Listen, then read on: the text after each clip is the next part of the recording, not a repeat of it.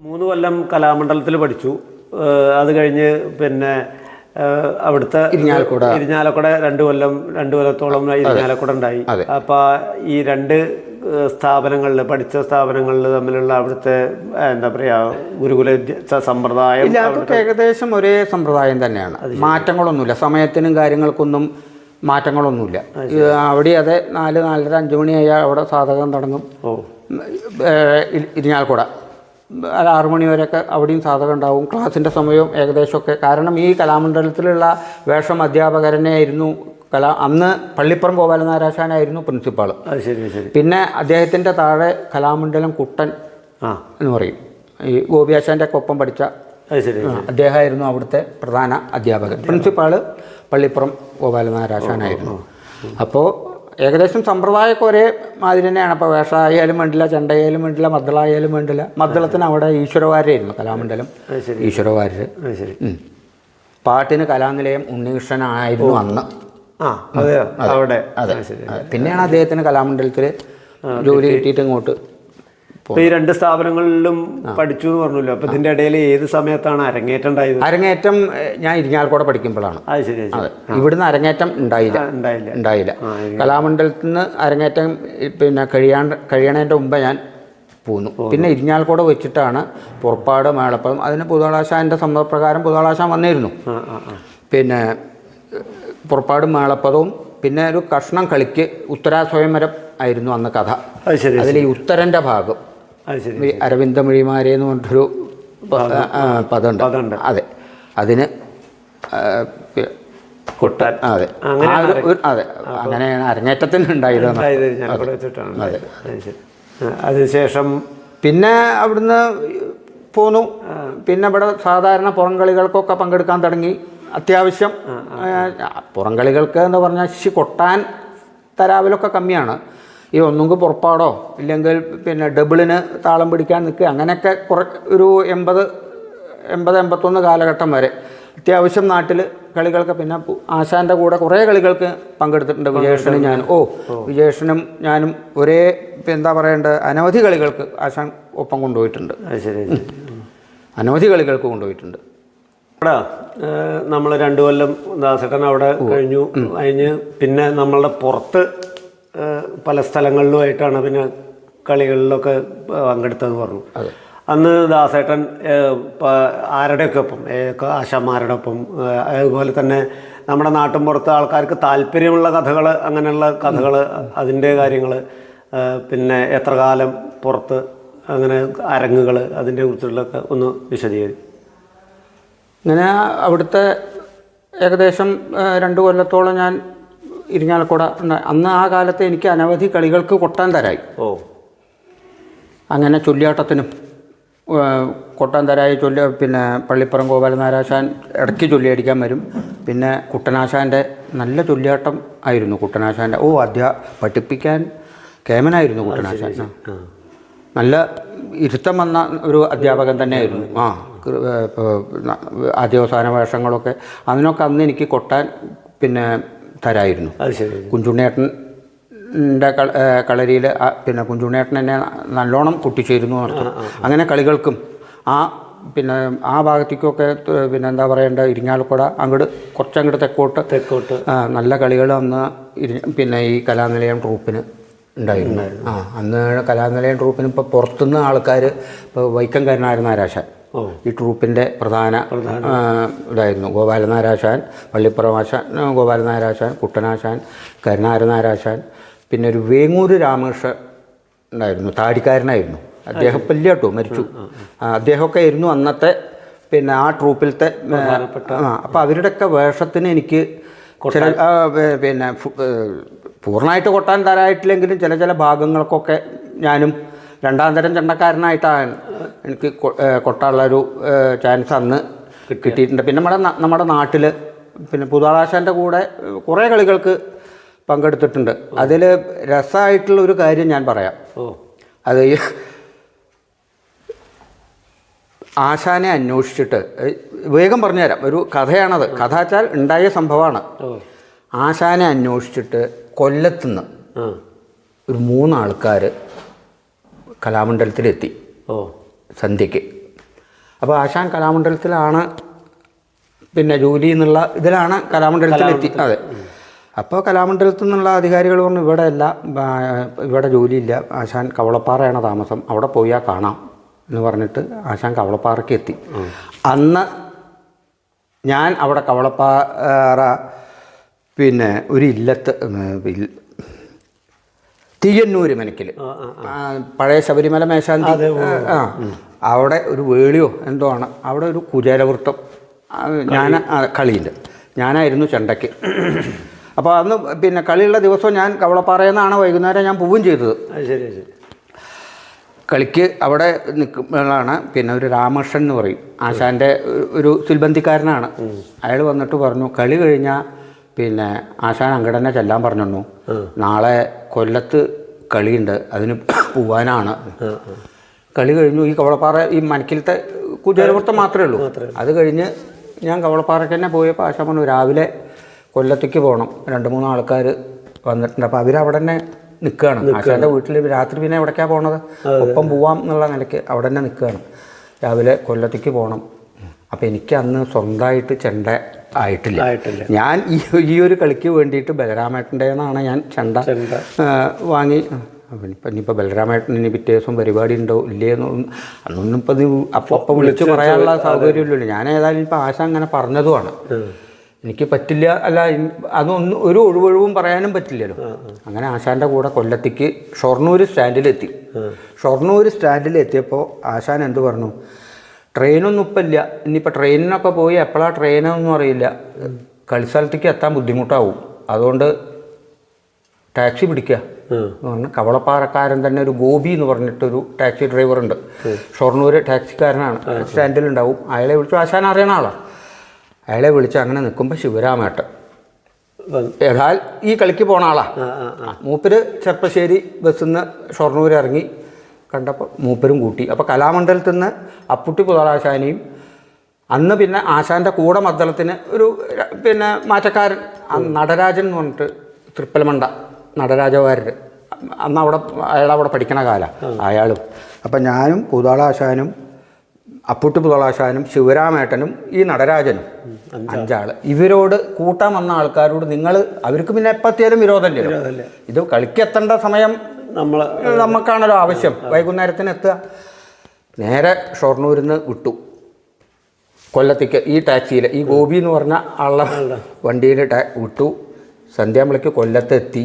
അവിടെ എത്തിയപ്പോഴത്തെ കഥ എന്താ വെച്ചാൽ ഈ 3 ആൾക്കാർ ആശാനെ വിളിക്കാൻ പോകുന്നത് ബാക്കിയുള്ള കമ്മിറ്റിക്കാർ അറിഞ്ഞിട്ടില്ല. അപ്പോൾ അന്ന് കളിക്ക് ചെണ്ടയ്ക്ക് ഏൽപ്പിച്ചിരുന്നത് ചന്ദ്രമണ രേശാനെയാണ്. അപ്പോൾ ആശാന അന്ന് ആ കാലത്ത് കണ്ണോപ്പറേഷൻ കഴിഞ്ഞിട്ട് വരാൻ പറ്റില്ല എന്നുള്ള വിവരം കളിയുടെ 2 ദിവസം മുമ്പായിട്ടാവും കിട്ടിയിട്ടുണ്ടാവുക. അപ്പോൾ അതിൽ മറ്റുള്ള കമ്മിറ്റിക്കാരോടൊന്നും ആലോചിക്കാണ്ട് ഇവർ ഈ 2-3 ആൾക്കാർ ആശാൻ്റെ അടുത്തേക്ക് വന്നതാ, പുതളാശാന്. അവർ ബാക്കിയുള്ള കമ്മിറ്റിക്കാരെ അറിഞ്ഞിട്ടുമില്ല ഇവർ ആശാനെ ഏൽപ്പിക്കാനാണ് വന്നത് എന്നുള്ളത്. ഇവരെന്ത് ചെയ്തു, മണ്ണാടേശാന് വരാൻ പറ്റില്ല എന്ന് കണ്ടപ്പോൾ അവർ ആയാങ്കുടി കൂട്ടപ്പമാരാശാണ്ട് പ്രധാന നല്ലൊരു ആ ഭാഗത്തെ തെക്കുള്ള ആ ഭാഗത്ത് ഒരു നല്ലൊരു ചെണ്ടക്കാരനായിരുന്നു. ആശാനെ ഏൽപ്പിച്ചു. ആശാനും വന്നു. അന്ന് കഥയും കൂടി ഞാൻ പറഞ്ഞുതരാം. കൃഷ്ണൻ നായരാശാൻ്റെ കജദേവയാനി ചരിതം, അത് കഴിഞ്ഞിട്ട് സമ്പൂർണ്ണ ദുര്യോധനവധം, മടവൂരാശാൻ്റെ ദുര്യോധനൻ, അങ്ങനെ ഒക്കെ ആയിട്ട് ദുര്യോധനവധമായിരുന്നു. അപ്പോൾ സന്ധ്യയ്ക്കൊരു കേളി, ഇപ്പോൾ പണ്ടൊക്കെ ഉണ്ടായ കളിയുള്ള ദിവസം കേളി കൊട്ടിയപ്പോൾ കമ്മിറ്റിക്കാർ പറഞ്ഞു പുതാളാശാൻ്റെ കൂടെ വന്ന ആളും വേണം കൊട്ടണം കേളി.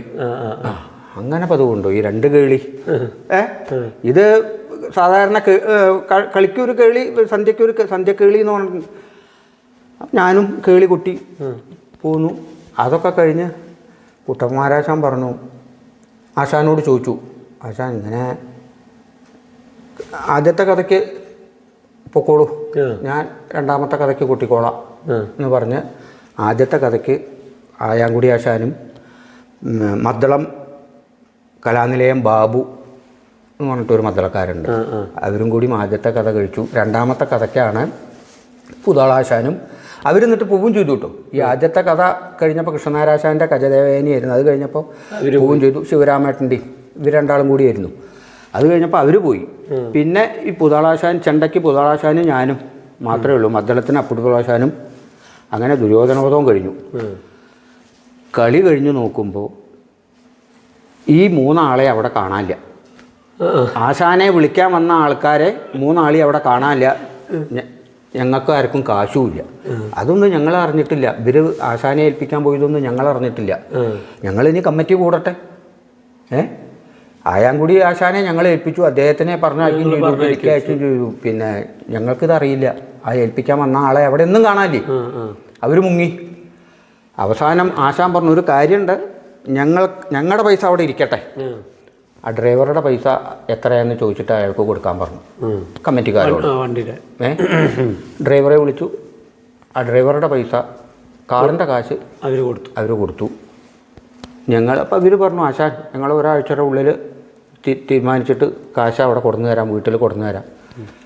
അപ്പോൾ പുതുവാളാശാനോടും പറഞ്ഞു, ഞങ്ങളിങ്ങോട്ട് മടങ്ങി. കാശൊന്നും മേടിക്കാണ്ട് ഡ്രൈവറുടെ കാശ് മാത്രം, കാറിൻ്റെ കാശ് വാടക കൊടുത്തിട്ട് മടങ്ങി. ഒരു വൈകുന്നേരത്തോടു കൂടി ഞങ്ങൾ ഷൊർണൂരെത്തി. അങ്ങനെ ഒരു കഥ. അല്ലോ ഇതൊന്നും എന്താ പറയേണ്ട, മരിച്ചാലും മറക്കില്ല എന്നർത്ഥം. പിന്നെ ആശാൻ തന്നെ ഒരു കളിക്ക് ഏൽപ്പിച്ചു എന്നെ. ഇവിടെ വല്ലപ്പുഴ അടുത്ത് യാറം എന്ന് പറഞ്ഞ സ്ഥലത്ത് ആശാനേറ്റ കളിയാണ്. നീ സന്ധ്യാമ്പളയ്ക്ക് ചെണ്ടയായിട്ട് അങ്ങോട്ട് എത്തിയാൽ മതി, ഞാൻ എത്തിക്കോളാം. അവിടെ ചെന്ന് പത്മനാഭൻ എന്ന് പറഞ്ഞിട്ടൊരാളെ കണ്ടാൽ മതി, പൊതുവാളാണ്, അയാളാണ് ഇതിൻ്റെ നടത്തിപ്പ്, അയാളെ കണ്ടാൽ മതി, ഞാൻ പറഞ്ഞിട്ട് വന്നതാന്ന് പറഞ്ഞാൽ മതി എന്ന് പറഞ്ഞു. ചെന്നു. കളിസ്ഥലത്തെത്തി. കളിക്കാരും സന്ധ്യാമ്പളയ്ക്ക് എല്ലാവരും വരാൻ തുടങ്ങി. അപ്പം ഞാൻ ഇപ്പോൾ ഒരു കേളി വേണോ വേണ്ടേ ഒന്നും അറിയണ്ടേ. ചെന്ന് നോക്കുമ്പോൾ ബോർഡുമ്പിൽ എഴുതി വെച്ചിട്ടുണ്ട് കഥകളിക്കാരുടെ പേരും കഥയും എല്ലാവരും. പുതാളാശാൻ്റെ പേര് കാണാനില്ല. എനിക്കൊരു സംശയം, ഇതല്ലായിരിക്കുമോ, സ്ഥലം മാറിയോ? ഈ പത്മനാഭ പുതുവാളെ ഞാൻ അന്വേഷിച്ച് പിടിച്ചു, കണ്ടു. അല്ല, അങ്ങനെ ഞാൻ കളിക്ക് വന്നതാണ്. കൃഷ്ണൻ പുതാളാശാൻ പുതാൾ കളിക്കില്ല കേട്ടോ. പുതാളെ കളിക്ക് വേണ്ടാന്ന് പറഞ്ഞിട്ട് വിവരം കൊടുത്തിരുന്നു. കാരണം രാമകുട്ടിയാശാൻ ഉണ്ടെങ്കിൽ ആണ് ഞങ്ങൾ പുതാളെ ഉദ്ദേശിച്ചിരുന്നത്. ഇപ്പോൾ രാമകുട്ടിയാശാൻ ഇല്ല കളിക്ക്. രാമകുട്ടിയാശാൻ ചിക്കൻ ബോക്സ് പിടിച്ച് കിടക്കുകയാണ്. അപ്പോൾ ഞങ്ങൾ കഥയൊക്കെ മാറ്റി, ആൾക്കാരെയൊക്കെ മാറ്റി. അതുകൊണ്ട് പുതാൾ കളിക്കില്ല എന്ന് പറഞ്ഞു. അത് ശരി. അപ്പം ഞാൻ പറഞ്ഞു, ഞാൻ എന്താ അറിഞ്ഞിട്ടില്ല, ആശാനിക്ക് വിവരവും തന്നിട്ടില്ല. അല്ല, കളിക്ക് ഞാനില്ല, അതുകൊണ്ട് പോണ്ടെന്നുള്ള വിവരവും അതിനെന്താ, താൻ കളി കൊണ്ടോളൂ. അപ്പോൾ എനിക്ക് എൻ്റെ ശരിക്കുള്ള സ്വഭാവം വന്നു. കളി കാണാൻ മോഹിച്ച് വന്നതല്ല മാഷേ ഞാൻ ഇവിടെ. എനിക്കിന്ന് വേറെ പരിപാടിയുണ്ട്. ആശാൻ ഏൽപ്പിക്കൊണ്ട് ഞാൻ വന്നതാണ്. ആശാൻ എനിക്ക് വിവരം തന്നിട്ടില്ല. അത് ഞാൻ അദ്ദേഹത്തിനോട് ഞാൻ പറഞ്ഞില്ല. അതുകൊണ്ട് എനിക്കിന്ന് പരിപാടിയുടെ കാശ് കിട്ടണമെന്ന് പറഞ്ഞു. ഞാൻ പോവുകയാണ്, എനിക്ക് കളി കാണാൻ മോഹമൊന്നുമില്ല പറഞ്ഞു. അല്ല, പോണമെന്നില്ല, പിന്നെ കളി കണ്ടോളൂ, കളി കാണാൻ മോഹമില്ല എനിക്ക്. ഞാൻ ചെണ്ട പിന്നെ എടുത്തു. അപ്പം പിന്നെ അന്ന് ചെണ്ടയ്ക്ക് ഇവരെ ഏൽപ്പിച്ചിരുന്നത് കോട്ടയ്ക്കലെ കൃഷ്ണൻകുട്ടി എന്ന് പറഞ്ഞിട്ട് കൃഷ്ണൻകുട്ടിയേട്ടനെയാണ്. കൃഷ്ണൻകുട്ടിയേട്ടനോട് ഞാൻ ചോദിച്ചു, കൃഷ്ണൻകുട്ടിയേട്ട ഞാൻ എന്താ വേണ്ടത്, ചെണ്ട ഇവിടെ വെക്കണമെങ്കിൽ വെക്കാം, ഞാൻ പിന്നെ കളി കഴിഞ്ഞാൽ എനിക്ക് ചെർപ്പശ്ശേരി എത്തിച്ചാൽ മതി, ഞാൻ അവിടെ നിന്ന് എടുത്തോളാം, ഞാൻ പോവുകയാണ്, ഇങ്ങനെയൊക്കെയാണ് ഇവിടെ പ്രശ്നം. ഞാൻ ചെണ്ട കൊണ്ടുവരില്ല എന്ന് ഞാൻ പറഞ്ഞു. എനിക്ക് ചെണ്ടയുടെ ഉത്തരവാദിത്തമില്ല. താൻ പോവുകയാണെങ്കിൽ താൻ കൊണ്ടുപോകുന്ന ചെണ്ട താൻ കൊണ്ടുപോയിക്കോളൂ, ഒരു വിരോധം. അല്ല, കൃഷ്ണൻകുട്ടിയേട്ടന് ആവശ്യം ഉണ്ടെങ്കിൽ ഞാൻ ഇവിടെ വെക്കാം, ഞാൻ കൊണ്ടുപോകണില്ല, താൻ കൊണ്ടുപോയ ചെണ്ട താൻ കൊണ്ടുപോയിക്കോളൂ. അപ്പോൾ അവിടെ ഉള്ള ചെണ്ട വെള്ളിനാഴി സ്കൂളിലത്തെ കോപ്പിലത്തെ ഒരു ചെണ്ടയാണ്. അത് കളിക്ക് കൊട്ടാൻ മൂപ്പൊന്നും ഇല്ലാത്തൊരു ചെണ്ടയാണ്. അന്ന് ശേഖരേട്ടുണ്ട്, വെള്ളിനാഴി നാണുനാരാശുണ്ട്. ഇവരൊക്കെ പറഞ്ഞു, എന്താ വാരേ താൻ അങ്ങനെയാണ് പ്രശ്നം ആശാൻ, ഞാൻ പോവുകയാണ്. ഞാൻ പോകുന്നു. രാത്രി 8:30 ഞാൻ ചെർപ്പശ്ശേരി എത്തി. പണ്ടൊരു പാലക്കാട് നിന്ന് വരുന്നൊരു TBT ഉണ്ട് പെരിന്തൽമണ്ണയ്ക്ക്. അതിന് ഞാൻ തൂതയിലിറങ്ങി ഞാൻ പോയി. പിന്നെ ആശാനോട് ഈ പത്മനാഭ പൊതുവാൾ വിവരം പറഞ്ഞു. പൊതുവാൾ പറഞ്ഞ ആൾ വന്നു, ഇങ്ങനെയൊക്കെ എനിക്ക് പൈസ തന്നു, 10 ഉറുപ്പ്യ തന്ന ആദ്യം. അന്ന് ഇത്രയേ ഉള്ളൂ കേട്ടോ. ഞാൻ പറഞ്ഞത് പറ്റില്ല പറഞ്ഞു, എനിക്ക് പരിപാടി ഉള്ളതാണ്, വഴിച്ചെലവ് എന്നിട്ട് 50 ഉറുപ്പ്യ എനിക്ക് തന്നു. പിന്നെ ആശാൻ ഒരു പിന്നെ ഈ കുളത്തൂരടുത്ത് തന്നെ ഒരു പരിപാടിക്ക് ഏൽപ്പിച്ചിട്ട് ഞാൻ പോയപ്പോൾ എന്നോട് ചോദിച്ചു, എന്താ അവിടെ പോയിട്ടുണ്ടായി, അങ്ങനെയൊക്കെ ഉണ്ടായത് പറഞ്ഞു. ഞാൻ എന്നോട് വരില്ല എന്ന് പറയാൻ മറക്കും ചെയ്തു. എന്നിട്ട് എന്താ ഉണ്ടായത് ചോദിച്ചു. ഞാൻ അങ്ങനെ ഒക്കെ പറഞ്ഞു. 50 ഉറുപ്പ്യ തന്നു. നന്നായി, ചീത്തൊന്നും പറഞ്ഞില്ല. അങ്ങനെ ഓരോരോ അനുഭവങ്ങളാണ് കേട്ടോ ഇത്. അതിനുശേഷം ഇപ്പോൾ പുറത്ത് ഒരുപാട് കളികൾക്ക് പങ്കെടുത്തിട്ടുണ്ട്. പിന്നെ ഇപ്പോൾ വാഴയങ്കട വിളിച്ചാവുന്നത് ഇവരൊക്കെ ഉണ്ടാവും. കാറൽ മണ്ണ, ഇതൊക്കെ അന്ന് വിളിച്ചാവുന്നവരുള്ള കളി ഉള്ള സ്ഥലമാണ്. ചെർപ്പശ്ശേരി അയ്യപ്പൻകാവ്, കാറൽ മണ്ണ, വെള്ളിനേഴി കാന്തള്ളൂർ അമ്പലത്തിൽ. ഒരുപാട് പ്രാധാന്യമുള്ള കലാകാരന്മാരുടെ എല്ലാവരും പ്രാധാന്യമുള്ള എല്ലാ ദിവസാനക്കാരും വരുന്ന സ്ഥലങ്ങളാണ് ഇതൊക്കെ. അന്ന് പ്രതിഫലം വളരെ കുറവാണ്. ഇപ്പം കാറൽ മണ്ണ 2 ദിവസത്തെ കളി കഴിഞ്ഞിട്ട് എനിക്ക് കിട്ടിയ പൈസ 40 ഉറുപ്പ്യാണ്. 40 രൂപ. അതെ, പ്രതിഫലം എന്ന് പറഞ്ഞാൽ 20 ഉറുപ്പ്യാണ് ഒരു കളിക്ക്. ഇന്നിപ്പോൾ 2000 കൊടുത്താലും പോരാന്ന് പറയും. അതെ അതെ. ആ കാലം നമ്മൾക്കിപ്പോൾ ഇന്ന് 2000 കിട്ടിയാൽ നമുക്ക് അത്ഭുത. കാരണം നമ്മൾ പെശകാൻ നിൽക്കില്ല. കാരണം നമ്മൾ ഈ 20 ഉറുപ്പ്യ മേടിച്ച ശീലമാണ് നമുക്ക്. കാലം മാറി. ഇന്നിപ്പോൾ ഒരു അരങ്ങേറ്റം കഴിഞ്ഞ ഒരു കുട്ടിക്ക് അതിപ്പോൾ ഏത് വിഷയത്തിലായാലും, വേഷമായാലും പാട്ടായാലും കൊട്ടായാലും ഏത് വിഷയത്തിലും ഒരു 2000 ഉറുപ്പ്യ 2500 ഉറുപ്പ്യ കൊടുത്താലും അയാൾക്ക് മതിയാവില്ല വെച്ചാൽ കാലം മാറി. നമ്മൾക്ക് ഇന്നും അതേ 2000 ഉറുപ്പ്യ കിട്ടിയ സന്തോഷമായി. കാരണം നമ്മൾ ഈ 20 ഉറുപ്പ്യ 25 ഉറുപ്പ്യ മേടിച്ച ശീലം നമ്മൾക്കുള്ളൂ. 50 കൊല്ലം മുമ്പത്തെ കഥയാണ് ഞാൻ പറയണത്. 20 ഉറുപ്പ്യയാണ് ഒരു കളിക്ക്. മെയിൻ എന്താ പറയണ്ട, ആദ്യവസാനം വേഷക്കാരന് കൊടുക്കണത് 100 ഉറുപ്പ്യ 120 ഉറുപ്പ്യ. അനുഭവം കൊണ്ടാണ് പറയണത്. അന്ന് ആ പൈസ കൊണ്ടൊക്കെ ജീവിക്കാം. പക്ഷെ ഇന്നത്തെ ഈ പറഞ്ഞ മാതിരി രാവിലെ കളി കഴിഞ്ഞാൽ ഉച്ചയാവും വീട്ടിലെത്താൻ. ഇത് ചെണ്ടക്കാരനാണെങ്കിൽ പറയും വേണ്ട, മദ്ദളക്കാരനാണ്. ഇത് ഏറ്റിയിട്ട് ബസ്സിൽ കയറിയിട്ട് അന്ന് വാഹനങ്ങളും ഇതൊന്നും ഇല്ലല്ലോ. ഇന്നിപ്പോൾ ഓരോരുത്തർക്കും വാഹനങ്ങളായി. വാഹനത്തിൽ ആ സമയത്ത് എത്തുക, സമയം കഴിഞ്ഞാൽ പോവുക, പ്രശ്നമില്ല. അന്ന് രാവിലെ ഇപ്പോൾ എവിടെയെങ്കിലും കളി കഴിഞ്ഞിട്ട് വീട്ടിലെത്തണം നിങ്ങൾക്ക് ഉച്ചയാവും. വല്യപ്പും കൂളിയും എന്താ വെച്ചാൽ അതൊക്കെ പിന്നെ വീട്ടിലെത്തിയിട്ട് നടക്കുമെന്നർത്ഥം. പ്രാരബ്ധം ഉണ്ടായിരുന്നു, ബുദ്ധിമുട്ടുണ്ടായിരുന്നു. അതിനൊക്കെ ഇപ്പം ഇന്നും മാറ്റം വന്നു. പൈസയുടെ കാര്യത്തിലാണെങ്കിലും അതെ. ഇന്നിപ്പോൾ നല്ലൊരു എന്താ പറയണ്ട പ്രതിഫലം എല്ലാ കലാകാരന്മാർക്കും ഇന്നത്തെ കാലസ്ഥിതിക്ക് അനുസരിച്ചിട്ട് കിട്ടുന്നുണ്ട്. സംശയമില്ല ആ കാര്യത്തിന്. അന്നൊന്നും പൈസ ഇല്ല. ഇനി നിർത്തിയോ? ആ ചേട്ടൻ പറഞ്ഞ പോലെ ഇപ്പോൾ 20 രൂപ 10 രൂപ 1 രൂപയില്ലാതെയും ബുദ്ധിമുട്ടി കലാകാരന്മാർ അന്ന് ഒരു സൗകര്യങ്ങളും ഇല്ല. ഈ ഇന്നത്തെ കാലഘട്ടം പോലെയല്ല. യാത്രാ സൗകര്യങ്ങൾ ബുദ്ധിമുട്ട്. ഈ ചെണ്ടയേറ്റിയിട്ട് അന്ന് മണിക്കൂർ കണക്കിന് ഉള്ള ബസ്സിന് യാത്ര ചെയ്തിട്ട് ചില ബസ് നിർത്തില്ല. ഇത് കണ്ടാൽ നിർത്താണ്ട് പോവും. അതെ, ലഗേജ് ആണെന്നുള്ള അന്നൊക്കെ ബസ്സുകൾ മണിക്കൂർ കണക്കിന് കഴിഞ്ഞിട്ടല്ലേ ബസ്. ഭയങ്കര തിരക്കാവും. അങ്ങനെ ഒട്ടനവധി ബുദ്ധിമുട്ട് അനുഭവിച്ചിട്ട് തന്നെയാണ് കലാകാരന്മാർ അന്ന് നടന്നത്. അതിനൊക്കെ ഒരുപാട് മാറ്റങ്ങൾ വന്നു.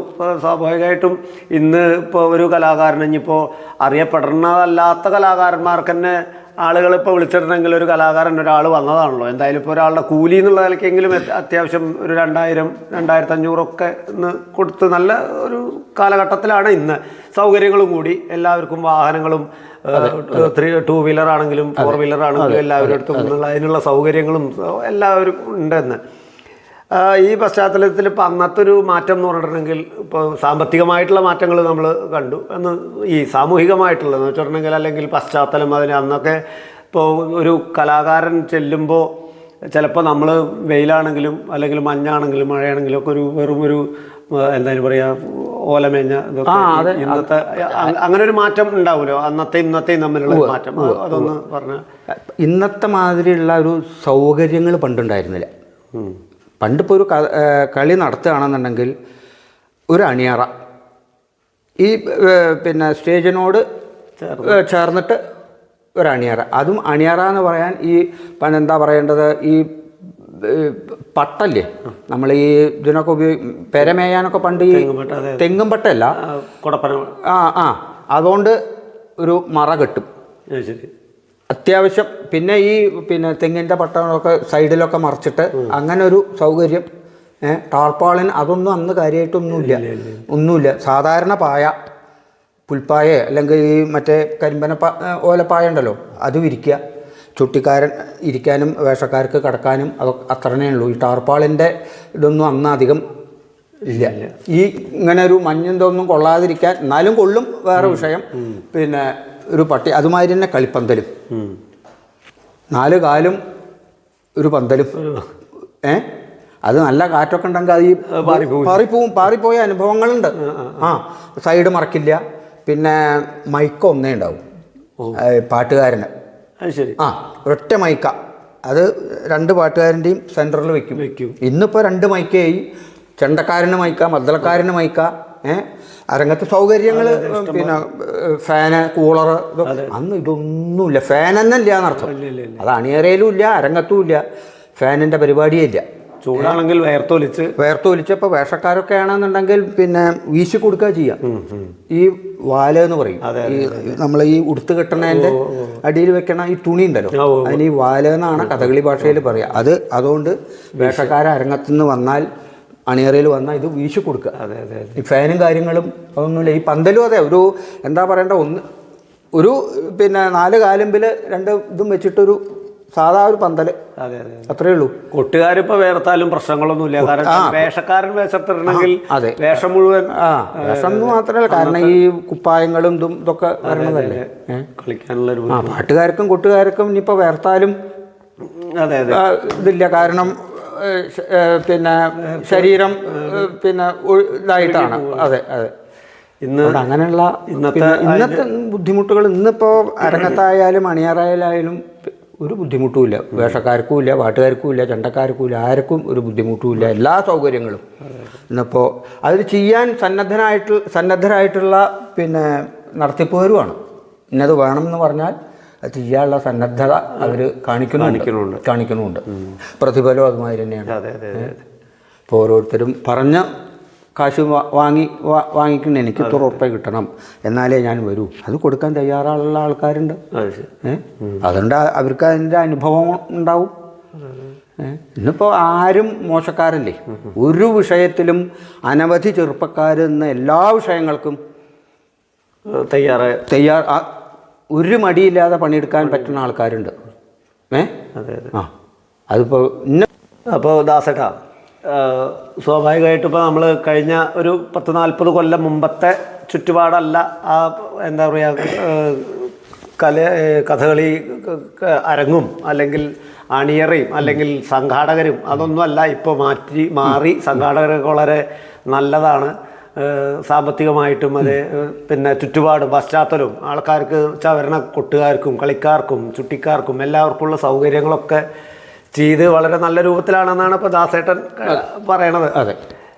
അങ്ങനെ ആകുമ്പോൾ നമ്മളുടെ അന്നത്തെ കലയും ഇന്നത്തെ കലയും ആ സാഹചര്യം സ്ഥലവും സമയവും ഒക്കെ ആണെങ്കിൽ പോലും പഴയ ഒരു 40 കൊല്ലം മുമ്പത്തെ കലയോടുള്ള ആഭിമുഖ്യവും താല്പര്യവും അന്നത്തെ പോലെ ഇന്നും ഉണ്ടോ ഈ പുതിയ ജനറേഷനിൽ ഈ നമ്മുടെ കഥകളി? ഞാനത് ഒരു വട്ടം ഇതിന് മുമ്പ് ഇല്ല എന്ന് പറഞ്ഞുകൂടാ. ഇല്ല എന്ന് ഞാൻ പറയണില്ല, ഉണ്ട്. കലയ്ക്ക് അന്നത്തെക്കാട്ടിലും അധികം കലയ്ക്ക് പ്രാധാന്യം വളർച്ചയും. അന്ന് ഒരു ചട്ടക്കൂട്ടിൽ ഒതുങ്ങി നിന്നിരുന്നു കഥകളി. നമ്പൂരിമാരുടെ ഇല്ലങ്ങളിൽ, ഇല്ലെങ്കിൽ ക്ഷേത്രങ്ങളിൽ, അങ്ങനെ ഒരു ഫ്രെയിമിൻ്റെ ഉള്ളിൽ ഒതുങ്ങി നിന്നിരുന്നു ഈ കഥകളി. ഇന്നത് പോയി, മാറി. ഇന്നിപ്പോൾ എല്ലാ സ്ഥലത്തും എവിടെയും വെച്ചിട്ട് കഥകളി നടത്താം. അതിന് രാവില്ല, പകലില്ല, പകലും ആവാം. സോഷ്യൽ മീഡിയയിലൊക്കെ കഥകളി കഥകളി രാത്രി നടത്തുന്ന ഒരു കല എന്ന് മാത്രം അന്നുണ്ടായിരുന്നുള്ളൂ. ഇപ്പം അതൊന്നും മാറി.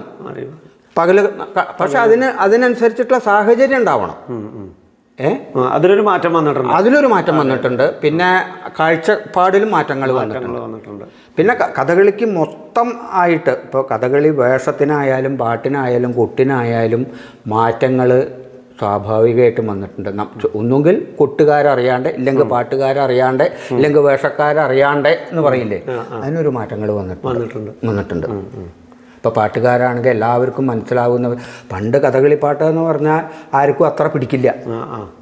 അല്ല സമ്പ്രദായ പറയണത്. ഒരു രാഗം തന്നെ പഴയ ഇപ്പോൾ ഒരു മുഖാരി രാഗോ അല്ലെങ്കിൽ ഒരു തോടി രാഗോ പണ്ട് ഒരു 10, 50, 60 കൊല്ലം മുമ്പ് പാടുന്ന അതേ ഒരു ഛായ ആവില്ല ഇന്ന് പാടുന്നത്. മാറ്റങ്ങൾ വരുന്നുണ്ട്, രാഗത്തിന് മാറ്റം വന്നിട്ടല്ല കേട്ടോ, ആ പാടുന്ന സമ്പ്രദായത്തിന് മാറ്റം വന്നിട്ടുണ്ട്. അത് ജനങ്ങളിലേക്ക് പെട്ടെന്ന് അതെ പുതിയ ജനറേഷനിൽ കേൾക്കാൻ താല്പര്യം ഉണ്ടാവും. പിന്നെ ഏത് രാഗമായാലും. അതിന് ചെറിയൊരു ഉദാഹരണം എൻ്റെ അനുഭവത്തിൽ ഞാൻ പറഞ്ഞുതരാം.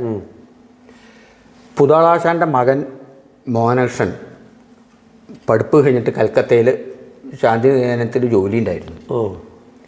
അപ്പോൾ മൂപ്പർക്ക് തന്നെ പോവാനും വരാനും ആയിട്ടില്ല. ഈ ട്രെയിൻ കയറാനും ട്രെയിൻ ഇറങ്ങുമ്പോഴേക്ക് ഇവിടുന്ന് ആരെങ്കിലും ചെല്ലണം, വീട്ടിൽ നിന്ന് ആരെങ്കിലും ചെല്ലണം, വണ്ടി കയറ്റി വിടണം. അപ്പോൾ ഷൊർണൂർ വരെ ആശാൻ അന്നുണ്ട്. ഞാനും എന്നാൽ നീ ഇവിടെ ഉണ്ടല്ലോ, എന്നാൽ എനിക്ക് ഒറ്റയ്ക്ക് ഇങ്ങോട്ട് പോരണ്ടല്ലോ എന്ന് പറഞ്ഞിട്ട് എന്നെയും കൂട്ടി ഷൊർണൂർക്ക് പോകും. രാത്രിയാണ് വണ്ടി. അപ്പോൾ ഒപ്പം അന്ന് മോഹനകൃഷ്ണൻ്റെ ഒപ്പം പോവാൻ അവിടെ ഉള്ള ഒരു ജോലിക്കാരൻ മഞ്ചേരി ശങ്കരനാരായണൻ എന്ന് പറയും. അദ്ദേഹം വേഷക്കാരനായിരുന്നു. വേഷക്കാരനാണ് ഇപ്പോഴും ഉണ്ട്. രാമകുട്ടിയാശാൻ്റെ ഒക്കെ ശിഷ്യനാണ്, കലാമണ്ഡലത്തിൽ പഠിച്ചത്. അപ്പോൾ അദ്ദേഹവും ഈ ട്രെയിനിന് പോവാൻ ഒരേ സ്ഥലത്താണ് അവർക്ക് ജോലി. അപ്പോൾ വണ്ടി കയറണവരെ ഞങ്ങളവിടെ ഉണ്ട്. വണ്ടി കയറിയാൽ പിന്നെ ഇവർ രണ്ടാളും കൂടി പോയിക്കോളും. അപ്പോൾ അന്ന് ഞാൻ ആശാൻ ഞങ്ങൾ സ്റ്റേഷനിലെത്തി. വണ്ടി വരാൻ കുറച്ച് സമയമുണ്ട്. ശങ്കരനാരായണേട്ടനും വന്നിട്ടുണ്ട്. അപ്പം നല്ല നിലാവും. ആശാൻ സ്റ്റേഷനിൽ വന്ന് ഇരുന്നു. അപ്പോൾ അവിടെ എല്ലാവരുമായിട്ടും ആശാന് പരിചയമുണ്ട്. എല്ലാവരുമായിട്ടും ആശാന് പരിചയമാണ്. എന്ത് സൗകര്യമാണെങ്കിൽ ചെയ്തു കൊടുക്കാനും ആൾക്കാരുണ്ട്. അപ്പം അങ്ങനെ ഓരോ വണ്ടി വരണ വരെയുള്ള സമയം കൊണ്ട് ഓരോരോ വർത്തമാനം പറഞ്ഞപ്പോൾ ശങ്കരനാരായണേട്ടൻ ആശാനോട് എന്ത് ചോദിച്ചു? അല്ല ആശാൻ, ഇത് ഞാൻ കേട്ടതാണ് കേട്ടോ, ഇതൊരു കഥയല്ല അർത്ഥം.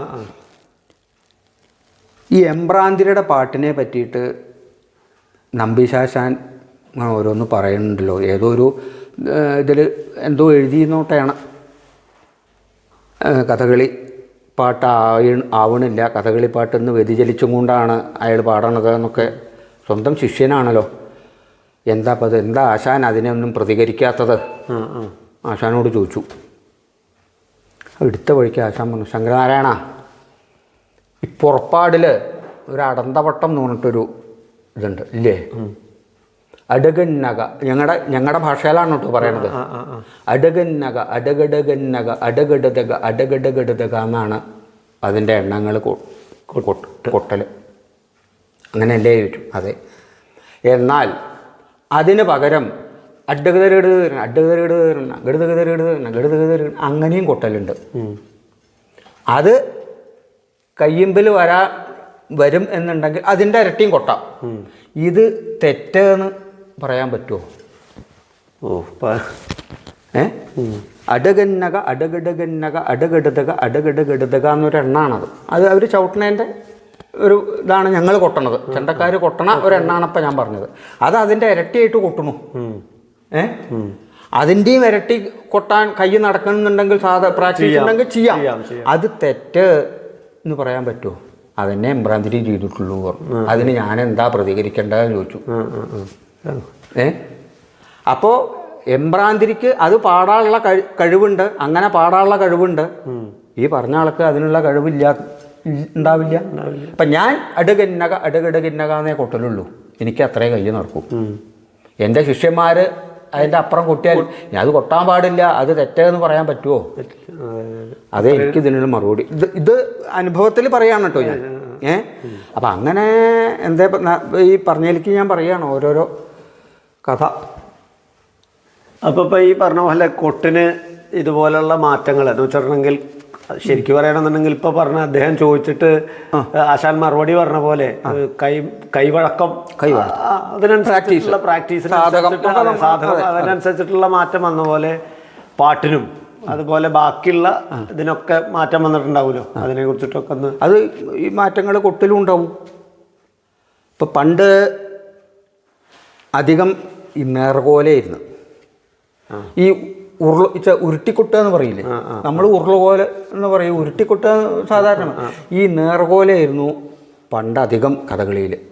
ഈ ഉരുട്ടിക്കൊട്ടൽ ഉണ്ട് ഇല്ല എന്നല്ല, നേർകോലിനായിരുന്നു സ്ഥാനം. ശരി ശരി. ഇന്നിപ്പോൾ നേർകോലിന് സ്ഥാനം ഇല്ലാണ്ട് ഈ ചുരുക്കം പറയാച്ച എവിടെ ഇന്നിപ്പോൾ അധികം ഒക്കെ ഈ അതിസാധകമായി. അത് വേണ്ടോടത്തും ഉണ്ട്, വേണ്ടാത്തോടത്തും ഉണ്ട്. ഞാനൊരു കുറ്റം പറയല്ല കേട്ടോ. ഇപ്പോൾ പറഞ്ഞാൽ മനസ്സിലാവുമോ മനോജനെന്നറിയില്ല.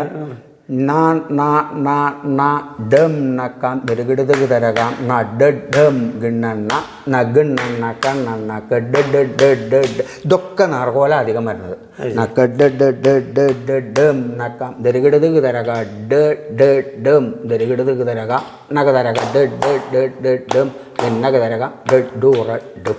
ഇത് ചെമ്പടയിലത്തെ ഒരു കലാശമാണ്. വേഷക്കാരൻ ചവിട്ടണ ഒരു കലാശമാണ്. ഇതാണ് അതിൻ്റെ സമ്പ്രദായം.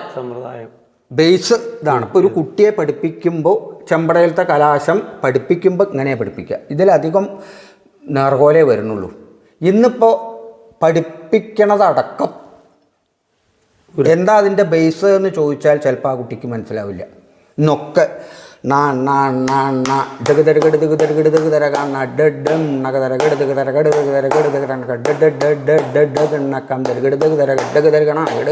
ഇങ്ങനെ അങ്ങടായി തുടങ്ങി. ഞാൻ ഇപ്പം നേരത്തെ പറഞ്ഞ മാതിരി അത് തെറ്റാണോ എന്ന് ചോദിച്ചാൽ, പക്ഷേ ഒരു ബേസ് ഉണ്ടാവണം. ഈ ബേസ് മനസ്സിലാക്കിയിട്ട് വേണം ഇത് പഠിപ്പിക്കാൻ. ആദ്യം തന്നെ അതിപ്പോൾ താഴമ്പകയിലും അങ്ങനെയാണ്. ഞാൻ ഇത് പറയല്ല, ആദ്യം തന്നെ നമ്മൾ മനോധർമ്മം വെച്ചിട്ട് കൊടുക്കരുത്.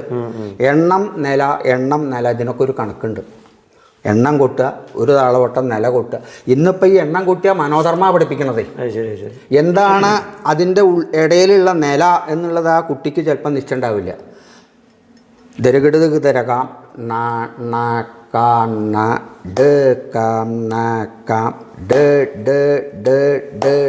ഇത് ഒരു നിലയാണ്, ഒരു താളവട്ടാണ്. അത് കഴിഞ്ഞാൽ ആദ്യം എണ്ണം. ഇന്നിപ്പോൾ ഈ നില എണ്ണം കഴിഞ്ഞാൽ ആദ്യം പഠിപ്പിക്കുക ഈ മനോധർമ്മ. ശരി. അപ്പോൾ ഈ കുട്ടിക്ക് ആ കുട്ടി വേറൊരു കുട്ടിയെ പഠിപ്പിക്കുമ്പോഴും ആ കുട്ടി ഇതേ പഠിപ്പിക്കും. അപ്പോൾ ഇതിൻ്റെ ബേസ് എന്താ, ഇതിൻ്റെ അടിസ്ഥാനം എന്താണെന്നുള്ളത് ആദ്യം പറഞ്ഞു കൊടുക്കും. മനോധർമ്മമൊക്കെ നമുക്കൊരു 10 പ്രാവശ്യം കൂട്ടിയാൽ നമുക്ക് വരണതേ ഉള്ളൂ. അപ്പോൾ ദാസേട്ടൻ പറയണത് ഇപ്പോൾ പഴയ ആശാന്മാർ പഴയ കാലത്തുണ്ടായിരുന്ന, ഞാൻ ഈ പഴമേന്ന് ഞാൻ മാറില്ല, എന്നാൽ പുതുമയിലേക്ക് ചാടില്ലേ എന്ന് ചോദിച്ചാൽ ആവശ്യത്തിന് മുഴുവൻ പുതുമ മാറ്റം വരണം. അതാ നേരത്തെ പറഞ്ഞ മാതിരി. പിന്നെ ഭ്രാന്തിരി ഇങ്ങനെ പാടണു എന്ന് പറഞ്ഞില്ലേ, അതുമാതിരി മാറ്റം വരണം. മാറ്റത്തിനെ ഞാൻ തെറ്റു പറയല്ല. പക്ഷേ ഈ മാറ്റം ഇത് പഠിച്ചതിൻ്റെ ശേഷമേ വേണ്ടൂ എന്നുള്ളതായിരിക്കും. ഈ ആദ്യം നമ്മൾ ബേസ് മനസ്സിലാക്കണം. എണ്ണോ നെലി അല്ലെങ്കിൽ കലാശങ്ങൾ. അതിന് മാറ്റങ്ങൾ, അനവധി മാറ്റങ്ങൾ ഇന്ന് കൊട്ടിന്, കഥകളി കൊട്ടിന് വരാൻ തുടങ്ങിയെന്നർത്ഥം. ഈ നേർകോലിൻ്റെ സ്ഥാനമൊക്കെ പോയി, ഇന്നൊക്കെ ഉരുളുകൈയായി. അതിനോട് ഞാൻ പൂർണ്ണമായിട്ട് ഞാൻ യോജിക്കുന്നില്ല. ധിത്തന്ന് ചവിട്ടിയ എന്ന് കൊട്ടലുണ്ട്. എല്ലാവരും കൊട്ടലുണ്ട്. ഇനിയിപ്പോൾ ഞാനടക്കം കൊട്ടലുണ്ട്. പുതളാശാൻ ചോദിച്ചതാണ്, ധിത്തന്ന് ചവിട്ടാറുണ്ടോ? ധിത്തന്നല്ലേ ചവിട്ടലുള്ളൂ. അപ്പോൾ കൊട്ടുമ്പോൾ എങ്ങനെയാണ് അതൊരു അടി മേലെ വന്ന് അത് തെറ്റാണെന്നാണ് പറയണത്. തെറ്റാണേനും പക്ഷെ ചെയ്യാറുണ്ട്, എല്ലാവരും ചെയ്യാറുണ്ട്. പക്ഷെ ബേസ് മനസ്സിലാക്കിയതിൻ്റെ ശേഷമേ പഠിപ്പിക്കുമ്പോൾ നമ്മൾ ആ ബേസ് ആയിട്ടുള്ളത് പഠിപ്പിക്കണം. മനോധർമ്മമൊക്കെ പിന്നെ കേട്ടിട്ടും കണ്ടിട്ടും നമ്മൾ കൊട്ടുന്നൊക്കെ നമുക്ക് ഓട്ടോമാറ്റിക്കായിട്ട് വരണതാണത്. ആദ്യം തന്നെ മനോധർമ്മം പഠിപ്പിക്കേണ്ട ആവശ്യമില്ല. അല്ല, ഇപ്പോൾ പഠിപ്പിക്കുമ്പോൾ ഇപ്പോൾ കലാപഠനത്തിലാണെങ്കിലും അല്ലെങ്കിൽ കലാനിലയത്തിലോ അല്ലെങ്കിൽ PSBയിലോ അവിടെയൊക്കെ ആണെന്നുണ്ടെങ്കിലും കൃത്യമായിട്ട് ആ ബേസ് വെച്ച് പഠിപ്പിക്കുക. അങ്ങനെ തന്നെയല്ലേ? അങ്ങനെയാണ്. ഇപ്പോൾ കേളിയുടെ മുഖമാണെങ്കിലും കേളിയുടെ മുഖം, ഇപ്പോൾ തായമ്പക മുഖജാലം കിട്ടി തുടങ്ങിയാൽ എന്താ നിശ്ചയില്ലാത്തൊരു മട്ടായിരുന്നു. ഞാൻ കുറ്റം പറയല്ലേ ഈശ്വരൻ. ഇന്നിപ്പോൾ അത് അങ്ങനെ വേണം എന്നുള്ളതായിരുന്നു. അങ്ങനെ കൊട്ടിയിട്ടില്ലെങ്കിൽ അയാളുടെ തായമ്പക നന്നല്ലാന്നാണ്. പിന്നെ കാലം, ഇപ്പോൾ പഞ്ചാരി, ഇപ്പോൾ മേളാണെങ്കിലും പഞ്ചാരി 5 കാലമൊക്കെ എത്തുമ്പോഴേക്കും എവിടെ എത്തി കാലം. ഈ മേളം എന്നുള്ള വാക്കിൻ്റെ അർത്ഥം പോവുകയാണ്. 10 ചെണ്ട കൊട്ടുന്നുണ്ടെങ്കിൽ ആ 10 ആൾക്കും ഒരേമാതിരി കൈ നടക്കുമെങ്കിൽ തിരക്കടില്ല. ഇതിപ്പോൾ 10 ആൾക്കും 10 വിധത്തിൽ ഈ നടുക്കിൽ നിൽക്കുന്ന ആളുടെ സാധകം ബാക്കി 9 ആൾക്കും ഉണ്ടാവണമെന്നില്ല. സംശയമില്ല. അപ്പം അതിനനുസരിച്ചിട്ട് ഈ അഞ്ചാം കാലമൊക്കെ ഒരു പരിധി വരെ കാലം കയറാൻ മേളം എന്നുള്ളതിൻ്റെ അർത്ഥം മാറും. ഇത് ഈ 10 ചെണ്ടടി ശബ്ദം പിന്നെ വേറെ വേറെ വേറെ വേറെ കേൾക്കി ഒരാളുടെ മാതിരി എല്ലാവർക്കും കൈ നടക്കില്ല. എന്നാലേ ആ കൊഴുപ്പും കിട്ടും. ആ കൊഴുപ്പ് കിട്ടണമെങ്കിൽ ഏകദേശം ഒരു കാലപരിധി നമുക്ക് ഉണ്ടാവണത് നല്ലതാണ്. മേളായാലും തായമ്പകയായാലും എന്തിനായാലും. പിന്നെ കൊട്ടിൻ്റെ സമ്പ്രദായമാണെങ്കിൽ കളിക്കൊട്ടായാലും അതെ. അധികം അങ്ങോട്ട് കാലം കയറി അടിച്ച് കയറിയിട്ട് കൈ നടക്കണ്ടേ, വേഷക്കാരനെ ശ്രദ്ധിക്കണ്ടേ. അതാണല്ലോ കളിക്കൊട്ട്. കൊട്ടിന് കളിക്കല്ല, കളിക്ക് കൊട്ടുകയാണ് അല്ലേ. ഇപ്പോൾ ദാസേട്ടൻ ഇപ്പോൾ ഈ കുറേ കാലങ്ങൾക്ക് ശേഷം പുറത്തെ പ്രോഗ്രാമുകളിൽ കുറേ കാലങ്ങളായിട്ട് ഉണ്ടായല്ലോ, അതിന് ശേഷം പിന്നെ നമ്മൾ വേറെ വല്ല സ്ഥാപനങ്ങളിലോ അല്ലെങ്കിൽ ബാക്കി എവിടെയെങ്കിലും ജോലി ചെയ്ത്? ഞാൻ പിന്നെ 81 ഇപ്പോൾ ഈ പരിപാടി, അതായത് ഈ പറഞ്ഞ മാതിരി അത്യാവശ്യം കളികൾക്കൊക്കെ പോകാൻ തുടങ്ങിയതിൻ്റെ ശേഷം 81 ഞാൻ പറശ്ശിനിക്കടവിലേക്ക് പോയി. അത് പോവാൻ കാരണം മട്ടന്നൂർ ശങ്കരേട്ടനും സദനം രാമചന്ദ്രൻ എന്ന് പറഞ്ഞിട്ടൊരു മദ്ദളക്കാരൻ ഉണ്ടായിരുന്നു. അപ്പോൾ അവരുടെ പരിപാടിക്ക്, മട്ടന്നൂർ പഞ്ചവാദ്യ സംഘത്തിൻ്റെ പരിപാടിക്ക് ആ കാലത്തൊക്കെ ഞാൻ അത്യാവശ്യം എന്നെ വിളിച്ചിരുന്നു, ചന്ദ്രേട്ടനും. അപ്പോൾ അങ്ങനെ ഒരു പരിപാടിക്ക്, തലശ്ശേരി ഒരു പരിപാടിക്ക് പോയപ്പോൾ ശങ്കരേട്ടൻ എന്നോട് ചോദിച്ചു, അല്ല നിനക്ക് ഇവിടെ പറശ്ശിനിക്കടവിൽ നിൽക്കാൻ താല്പര്യമുണ്ടോ? അവരിങ്ങനെ ഒരു ചെണ്ടക്കാരനെ കിട്ടിയാൽ തരക്കടില്ല എന്ന് അന്വേഷിച്ചിരുന്നു. പിന്നെ എന്നോട് ചോദിച്ചു, നിനക്ക് നിൽക്കാൻ പറ്റുന്നുണ്ടെങ്കിൽ നിന്നും ധാരാളം കളികൾ ആ ഭാഗത്ത് അന്നുണ്ടായിരുന്നു, കളിക്കും ധാരാളം കൂട്ടാം, ഞങ്ങളുടെ പരിപാടിക്കും പങ്കെടുക്കാം, ഇവിടുന്ന് വരേണ്ട ആവശ്യമില്ലല്ലോ, ദൂരവും കമ്മിയായി. അങ്ങനെയാണെന്നുണ്ടെങ്കിൽ പിന്നെ ഞാൻ അവർക്ക് വിവരം കൊടുക്കാം എന്ന് പറഞ്ഞു. അപ്പോൾ എനിക്ക് പെട്ടെന്ന് ഇപ്പോൾ വീട്ടിൽ ചോദിക്കേണ്ടെന്ന ആ പ്രായമായിട്ട്, ചെറുപ്പമാണ്, വീട്ടിൽ ചോദിക്കേണ്ട, ആയിക്കോട്ടെ വീട്ടിൽ ചോദിച്ചിട്ട് മതി, ഇന്ന സ്ഥലത്ത് പരിപാടിക്ക് വരുമ്പോൾ നീ പറഞ്ഞാൽ മതി എന്ന് പറഞ്ഞു ചന്ദ്രേട്ടനും. അങ്ങനെ ഇവിടെ വീട്ടിൽ വന്ന് അമ്മയ്ക്ക് ഒന്ന് താല്പര്യം, അമ്മയ്ക്കൊക്കെ പേടിയായിരുന്നു. കാരണം ഇത്ര ഒന്നാമത് പോവാ വരിക, ഒരു ദിവസമോ അല്ലെങ്കിൽ 2 ദിവസമോ വിട്ട് നിൽക്കുക എന്നല്ലാണ്ട് കണ്ണൂർക്കൊക്കെ പോവാന്ന് പറഞ്ഞാൽ എന്താ പറയണ്ട, എവിടേക്കോ പോണ മാതിരിയായിരുന്നു, പേടിയായിരുന്നു. പോയാൽ പിന്നെ ഇങ്ങോട്ട് വരില്ല, അങ്ങനെ എങ്ങനെയെന്നൊക്കെ പറഞ്ഞിട്ട് അങ്ങനെ ഒരു പേടിയായിരുന്നു. പോണ്ട അതുകൊണ്ട് ഇങ്ങനെ അപ്പോൾ പിന്നെ ബാക്കിയുള്ളവരും പറഞ്ഞു ഇങ്ങനെ ഈ ചെണ്ടയേറ്റി പോകണം. അപ്പോൾ അവർക്ക് ഞാനൊക്കെ ഈ ചെണ്ടയേറ്റി പോകുമ്പോൾ അമ്മ അടക്കം കരഞ്ഞായിരുന്നു. കാരണം നമ്മുടെ ഈ പോക്കും വരവും കണ്ടിട്ട് വിഷമം സഹിക്കുകയായിട്ട് ഈ ചെണ്ടയേറ്റിയിട്ട് അങ്ങനെ ഇതൊന്നും മനസ്സുകൊണ്ട് അവർ ഉദ്ദേശിച്ചിട്ടില്ല. അങ്ങനെ അത് അല്ല, എൻ്റെ മോഹം കൊണ്ട് ഉള്ള ഇതായിരുന്നു. അപ്പോൾ ചിലവർ പറയാം ഇപ്പോൾ സ്ഥിരമായിട്ടുള്ളൊരു ജോലിയല്ലേ. ശങ്കരേട്ടനോട് എൻ്റെ ഇഷ്ടമാതിരി എന്താ വെച്ചാൽ ചെയ്യുക. ശങ്കരേട്ടനോട് ഞാൻ വിവരം പറഞ്ഞു. ശങ്കരേട്ടൻ അവർക്ക് വിവരം കൊടുത്ത്, പറശ്ശിനിക്കടവിൽ വിവരം കൊടുത്തിട്ട് അപ്പോൾ അവർ പറഞ്ഞു, എന്നാൽ ശങ്കരൻ ഒരു കാര്യം ചെയ്യൂ, ഇന്ന ദിവസം വരാൻ പറയൂ എന്ന് പറഞ്ഞിട്ട് ഞാനങ്ങനെ അവിടെ ചെന്നു. അങ്ങനെ 81 അവിടെ ഞാൻ നിന്നു. 250 റുപ്യാണ് എനിക്ക് ശമ്പളം അന്ന് 81. 10 റുപ്യ കളിയുടെ അലവൻസും ഭക്ഷണവും താമസവും കാര്യങ്ങളൊക്കെ അവിടെ കിട്ടും. 10 റുപ്യ ഒരു കളിക്ക് അലവൻസ്. അന്ന് ആ സമയത്ത് ഒരു 85, 86 കളി, 90 കളിയുടെ അടുത്തൊക്കെ ഉണ്ടായിരുന്നു കൊല്ലത്തിൽ. കളിക്ക് വടക്കോട്ടൊക്കെ കളിക്കാൻ അങ്ങോട്ട് പോയാൽ 4 or 5 ദിവസം കഴിഞ്ഞിട്ടേ ഇങ്ങോട്ട് എത്തും. അങ്ങനെ ഈ വടകര ഭാഗത്ത് വില്യാപ്പള്ളി എന്നൊക്കെ പറഞ്ഞിട്ടുള്ള സ്ഥലമുണ്ട്. അവിടെയൊക്കെ പിന്നെ ആ ഭാഗത്തേക്ക് പോയാൽ 4-5 ദിവസം കഴിഞ്ഞിട്ടാണ് പറശ്ശിനിക്കടവിലേക്ക് എത്തുക. അത്രയും കളി ഉണ്ടായിരുന്നു. അന്ന് അവിടുത്തെ പ്രധാന അധ്യാപകൻ കാനാക്കണ്ണൻ നായരാശാൻ എന്ന് പറയും. നല്ല വേഷം, അറിവ്, നിഘണ്ടു വേണം. കഥകളി എവിടെ എന്ത് സംശയം ചോദിച്ചാലും ഏത് ഉറക്കത്തിലാണെങ്കിലും പറഞ്ഞു തരുന്ന അർത്ഥം. വേഷം കേമൊന്നുമല്ല, അറിവ് ഭയങ്കരമാണ്. ഗുരു ചന്തുപ്പണിക്കരാശാൻ്റെ ശിഷ്യനാണ് കാനാകണ്ണൻ നായരാശാൻ എന്ന് പറയുന്നത്. അവാർഡൊക്കെ കേന്ദ്ര ഗവൺമെൻറ്റിൻ്റെ അവാർഡൊക്കെ കിട്ടിയ ആളാണ്. അദ്ദേഹമായിരുന്നു അന്ന് അവിടുത്തെ പ്രധാന അധ്യാപകൻ. പിന്നെ ഒരു പറശ്ശിനിക്കടവ് ഒരു കുഞ്ഞിരാമൻ നായർ, ഒരു കൊച്ചുഗോവിന്ദൻ നായരാശാൻ്റെ ശിഷ്യനായിരുന്നു. അവരൊക്കെ ആയിരുന്നു അന്ന്. പാട്ടിന് തിരൂര് നമ്പീശേട്ടൻ. അതെ. എത്ര കാലം ഞാൻ അവിടെ പിന്നെ 84 ഞാൻ അവിടുന്ന് ഒന്ന് വിട്ട് നിൽക്കേണ്ടി വന്നു. അത് അന്നത്തെ മാനേജരും ഞാനുമായിട്ടുള്ള ചെറിയൊരു അല്പരസം കാരണം. കളിക്ക് തത്സമയം വെച്ചിട്ട് കളിക്ക് പോകാൻ പാടില്ല എന്ന് പറഞ്ഞു. ഞാൻ കളിക്ക് പോയി. പിന്നെ അങ്ങോട്ട് പോയില്ല.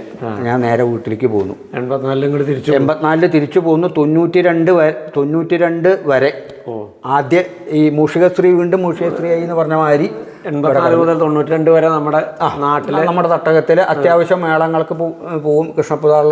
കൃഷ്ണപ്രതാള് വിളിക്കും. ഈ ശങ്കരേട്ടൻ്റെ ട്രൂപ്പിൽ പോവാൻ തുടങ്ങും. പോയിരുന്നു. അനവധി പോയിരുന്നു. മട്ടന്നൂർ പഞ്ചവാദ്യ സംഘത്തിൻ്റെ എല്ലാ പരിപാടികൾക്കും എന്നെ വിളിച്ചു. പിന്നെ ആദ്യമായിട്ട് ഡൽഹിക്ക് പോണത് തന്നെ ഈ ശങ്കരേട്ടൻ്റെ കൂടെയാണ് ഞാൻ. അതാ ഇന്ദിരാഗാന്ധി മരിച്ചില്ലേ ആ കൊല്ലത്തിൽ. 84 തോന്നുന്നു. അതെ അല്ലേ. ആ കൊല്ലത്തിലാണ് ഞാൻ ഡൽഹി ആദ്യമായിട്ട് കണ്ടത്. ഈ മട്ടന്നൂർ സംഘത്തിൻ്റെ RK പുരം അമ്പലത്തിൽ 10 ദിവസത്തെ ഉത്സവം. 2 ദിവസത്തെ കളി ഇന്റർനാഷണൽ കഥകളി സെന്ററിന്റെ ആ കളിക്കും പങ്കെടുത്തു. അതെ, ഡൽഹിക്ക് കലയ്ക്ക് പിന്നെ അങ്ങനെയല്ല. ഇപ്പൊ നമ്മളെ നാട്ടിലുള്ള പോലെയല്ല. ഇപ്പൊ പുറം രാജ്യങ്ങളിലൊക്കെ വളരെ പ്രാധാന്യമുള്ള, അത് കൊട്ടായാലും വേഷായാലും കഥകളി ആയാലും. ഇപ്പോൾ പുറത്തൊക്കെ കഥകളി അല്ലെങ്കിൽ കൊട്ടിന് അങ്ങനെയൊക്കെ പുറത്തേക്കൊക്കെ പോയിട്ടുണ്ടോ? പുറം രാജ്യങ്ങളിൽ. പുറം രാജ്യം പിന്നെ റിയാദിലേക്ക് പോയിട്ടുണ്ട്. അത്രേ ഉള്ളൂ. റിയാദിൽ അത് പിന്നെ ഡൽഹി ഇന്റർനാഷണൽ കഥകളി സെന്ററിന്റെ കൂടെ 18-18 തോന്നുന്നു. 2018. അതെ, അത് കഴിഞ്ഞിട്ട് പിന്നെ ഇപ്പോൾ ഈ 84-92 ഒരു ഗ്യാപ്പ്. അതിപ്പോൾ നമ്മളിവിടെ നാട്ടിൽ തന്നെ. പിന്നെ രണ്ടാമതും എന്നെ വിളിച്ചു 92 പറശ്ശിനിക്കടവിലേക്ക് തന്നെ. അതെ, ഈ കത്താണ് വിളിക്കാച്ചാൽ കത്തും കൊണ്ട് ആദ്യം ഞാൻ ബുധാളാശൻ്റെ അടുത്തേക്ക് പോയി. അങ്ങടെ ആവശ്യപ്പെട്ടോ ഇതേ ചോദിച്ചോളൂ. ആശ ഇങ്ങടെ ആവശ്യപ്പെട്ടിട്ട് കത്ത് വന്നതാണ് പറഞ്ഞു. മടിക്കണ്ട, പൊക്കോളൂ. ഒരു കലാകാരനായാൽ അയാൾക്കൊരു അഡ്രസ്സ് വേണം.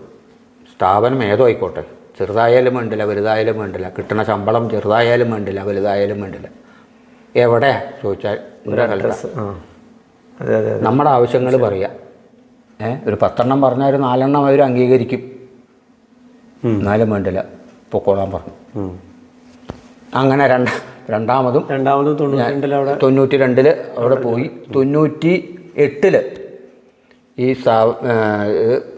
മലബാർ ദേവസ്വം ബോർഡ് ഏറ്റെടുത്തു. പിന്നെ ഇത് ഈ ട്രസ്റ്റ് അതോ അമ്പലത്തിൻ്റെ എല്ലാ ഇതും 2021 ഞാൻ റിട്ടയർ ആവുകയും ചെയ്തു. 65 വയസ്സിലാണ് റിട്ടയർമെൻറ്റ്. അതുവരെ അവിടെ തന്നെ ആയിരുന്നു. അത് ശരി. അപ്പോൾ പിന്നെ ദേവസ്വം ബോർഡ് ഏറ്റെടുത്ത സർക്കാർ സംവിധാനത്തിലായപ്പോൾ എല്ലാ ആനുകൂല്യങ്ങളും ഉണ്ട്. പെൻഷൻ ഉണ്ട്. വലിയ സർക്കാർ ഇതൊന്നും ഇല്ലെങ്കിലും പിന്നെ ആ പെൻഷൻ എന്താ പറയണ്ട.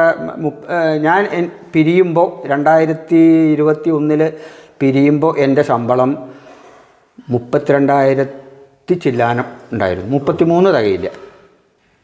50,000 വാങ്ങിയവനും ഒരേ പെൻഷനാണ്.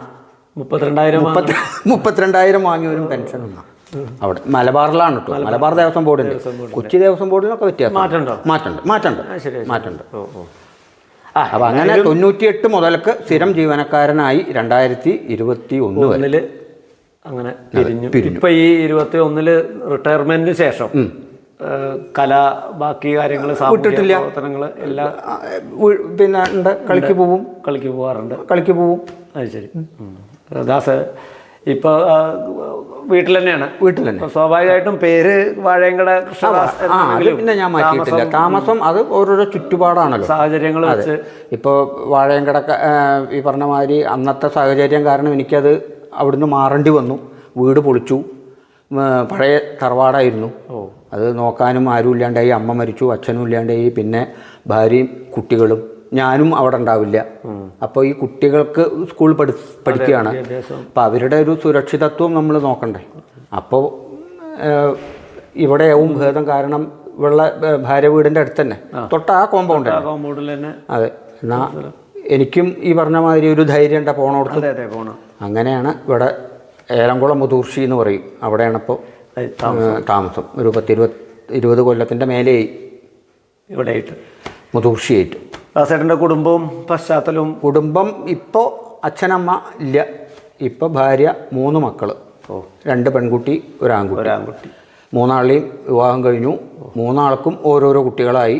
മൂത്ത മകള് ശ്രീകൃഷ്ണപുരം അടുത്തേക്ക് അവിടേക്കാണ് കൊണ്ടുപോയിരുന്നത്, കോട്ടപ്പുറം എന്ന് പറയും, കരിമ്പുഴ കോട്ടപ്പുറം.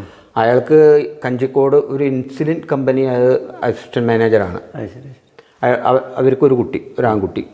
രണ്ടാമത്തെ മകള് വീണ, അവൾ കലാമണ്ഡലത്തിലാണ്, മോഹിനിയാട്ടം വിഭാഗത്തിലെ അധ്യാപികയാണ്. മരുമകനും അവിടെ കഥകളി വേഷം അധ്യാപകനാണ്, അരുൺ എന്നാണ് പേര്. പിന്നെ മകൻ, അയാൾ അൽസലാമ കണ്ണാസ്പത്രി ഉണ്ട് പെരിന്തൽമണ്ണ, അതിൽ അക്കൗണ്ടൻ്റാണ്. അവനൊരു കുട്ടി. ഇപ്പോൾ മകൻ ഇവിടെ ഉണ്ടോ നാട്ടിൽ? മകൻ ഇപ്പോൾ വന്നിട്ടുണ്ട്. ഇന്ന് ദുബായിലേക്ക് പോയി, ഇതിൻ്റെ ഇടയ്ക്ക് എത്തിയിട്ടുണ്ട്. ഒരാഴ്ചയായിട്ടേ ഉള്ളൂ വന്നിട്ട്. അപ്പോൾ മൂന്നാൾക്കും മകൻ കല്യാണം കഴിച്ചിരുന്നത് ഇവിടെ അങ്ങാടിപ്പുറം തിരൂർക്കാട് എന്ന് പറയും. അവൾ പിന്നെ ഇവിടെ വെള്ളുവനാട് വിദ്യാഭവനുണ്ട് പെരിന്തൽമണ്ണ, അതിൽ ടീച്ചറാണ്. ഒരു കുട്ടി, ഒരു ആൺകുട്ടി. മൂന്നാൾക്കും ഓരോ ആൺകുട്ടികൾ. അപ്പോൾ സ്വസ്ഥം ആണ്, വലിയ അപകടമില്ലാണ്ട് അങ്ങനെ കഴിയണു. പിന്നെ ദാസേട്ടാ, എന്തായാലും ഒരുപാട് കാര്യങ്ങൾ ചോദിച്ച് അറിഞ്ഞ് മനസ്സിലായി. ഈ കാലഘട്ടത്തിൻ്റെ ഇടയിൽ ദാസേട്ടൻ ഇപ്പോൾ എന്താ പറയുക, കലാമണ്ഡലത്തിൽ 3 കൊല്ലം ഉണ്ടായി, കലാനിലയത്തിലുണ്ടായി, അതുപോലെ പറശ്ശിനിക്കടവിലുണ്ടായി, ഒട്ടനവധി സ്ഥാപനങ്ങളിലും അതുപോലെ ഒട്ടനവധി ആശാന്മാരുടെ കൂടെയും ഒരുപാട് കലാകാരന്മാരുടെ ഒക്കെ ഒപ്പം വർക്ക് ചെയ്തു. ഈ കാലഘട്ടത്തിൽ ദാസേട്ടന് ചെറുതും വലുതുമായിട്ടുള്ള പുരസ്കാരങ്ങളൊക്കെ ലഭിച്ചിട്ടുണ്ടാകുമെന്ന് ഞാൻ വിചാരിക്കുന്നു. അതിനെക്കുറിച്ചിട്ടൊക്കെ ഒന്ന് പറഞ്ഞാൽ, ലഭിച്ച ആദരവ്, പുരസ്കാരങ്ങൾ. നേരത്തെ പറഞ്ഞ മാതിരി എനിക്ക് കിട്ടിയതൊക്കെ വലുതായിട്ടേ ഞാൻ കാണുന്നുള്ളൂ. സന്തോഷം. എനിക്ക് ആദ്യം കിട്ടിയത് ഇപ്പോൾ 2009 ആദ്യത്തെ പുരസ്കാരം. അത് ഈ യോഗക്ഷേമ സഭയുടെ, ഞാൻ പറഞ്ഞുതരാം. KP ശ്രീധരനുണ്ണി നമ്പൂതിരിപ്പാട് അദ്ദേഹത്തിൻ്റെ പേരിലുള്ള ഒരു പ്രശംസ പത്രമാണ് എനിക്ക് ആദ്യം കിട്ടിയിരുന്നത്. യോഗക്ഷേമ സഭയുടെ. അതെ, അത് പെരിന്തൽമണ്ണ വെച്ചിട്ട് കരിങ്കല്ലത്താണി എന്ന് പറയും, അവിടെ വെച്ചിട്ടാണ് അവരുടെ സമ്മേളനം ഉണ്ടായത്. ആദ്യത്തെ ഒരു പ്രശംസാപത്രം എനിക്ക് കിട്ടിയിരുന്നത് 2009. അതെ. പിന്നെ ഇപ്പം ഈ പറഞ്ഞ മാതിരി അങ്ങോട്ടും ഇങ്ങോട്ടും ഡേറ്റ് അതെ. പിന്നെ ഹൈദരാബാദ് കഥകളി കേന്ദ്രത്തിൻ്റെ ഒരു കേളി പുരസ്കാരം കിട്ടിയിട്ടുണ്ട്. പിന്നെ 2016 അത് മറക്കില്ല, കാരണം എൻ്റെ ഷഷ്ടിപൂർത്തി അതെ 2016 60-ാം പിറന്നാൾ തളിപ്പറമ്പ് രാജരാജേശ്വര ക്ഷേത്രത്തിൽ വെച്ചിട്ടാണ് നടത്തിയത്. അവിടുത്തെ കഥകളി ആസ്വാദകരും എല്ലാവരും കൂടിയിട്ട് നടത്തി. അവിടുന്ന് തളിപ്പറമ്പ് രാജരാജേശ്വര ക്ഷേത്രത്തിൽ നിന്ന് വീരശൃംഖല അത് 2016 ശരി എനിക്ക് തന്നു. അത് മേളരത്നം ബഹുമതി അമ്പലത്തിൽ നിന്ന്, തളിപ്പറമ്പ് അമ്പലത്തിൽ നിന്നാണത്, രാജരാജേശ്വര ക്ഷേത്രത്തിൽ നിന്ന്. ആ കൊല്ലം തന്നെ പറശ്ശിനിക്കടവ് ക്ഷേത്രത്തിൽ നിന്ന് ഒരു സുവർണ മുദ്ര കിട്ടിയിട്ടുണ്ട്. പിന്നെ 2017 ഡൽഹി പഞ്ചവാദ്യ സംഘത്തിൻ്റെ വാദ്യ നിപുണ എന്ന് പറഞ്ഞിട്ടുള്ളൊരു പുരസ്കാരം കിട്ടി. പിന്നെ കേരള കലാമണ്ഡലത്തിൻ്റെ ഗുരുദക്ഷിണ എന്ന് പറഞ്ഞിട്ടുള്ളൊരു പുരസ്കാരം. അത് പിന്നെ 2021 സംശയമുണ്ട്, 21 സംശയമുണ്ട്. കലാമണ്ഡലത്തിൻ്റെ ഒരു ഗുരുദക്ഷിണ എന്ന് പറഞ്ഞിട്ടൊരു പുരസ്കാരം കിട്ടിയിട്ടുണ്ട്. ഇത്രയും കിട്ടിയിട്ടുണ്ട്. ഒട്ടനവധി എന്ന് പറയാൻ പറ്റുന്നില്ലെങ്കിലും നമുക്ക് എടുത്തു പറയാൻ, അതെ, പഠിച്ച സ്ഥാപനങ്ങളിൽ നിന്നായാലും നമ്മളുടെ കലാസ്വാദകരായാലും അമ്പലത്തിൽ നിന്നായാലും പിന്നെ നാട്ടിൽ നിന്ന് എൻ്റെ വാഴയങ്കടയിൽ നിന്ന് ഈ എന്താ പറയുക, പിന്നെ 2017 ജന്മനാട് എന്നെ ആദരിച്ചു പറയാതിരിക്കാൻ. അങ്ങനെ ഒട്ടനവധി പുരസ്കാരങ്ങൾ നേടിയിട്ടുണ്ട്. ഇനിയും ഒട്ടനവധി നല്ല പുരസ്കാരങ്ങൾ ലഭിക്കാൻ ഇടവരട്ടെ. എന്തായാലും നമ്മളിതൊന്ന് കൺക്ലൂഡ് ചെയ്യുമ്പോൾ സ്വാഭാവികമായിട്ടും ദാസേട്ടൻ വാഴയങ്കടയിൽ ജനിച്ചു, സ്കൂൾ വിദ്യാഭ്യാസമൊക്കെ പൂർത്തിയാക്കി, കലാമണ്ഡലത്തിൽ എന്താ പറയുക, കൊട്ടിൻ്റെ പ്രാഥമികമായിട്ട് പഠിക്കാൻ അവിടെ ചേർന്നു. അവിടെ 3 കൊല്ലം അവിടെ വിദ്യാഭ്യസിച്ചു. അതിനുശേഷം ഇരിഞ്ഞാലക്കുടയിൽ 2 കൊല്ലം ഉണ്ടായി.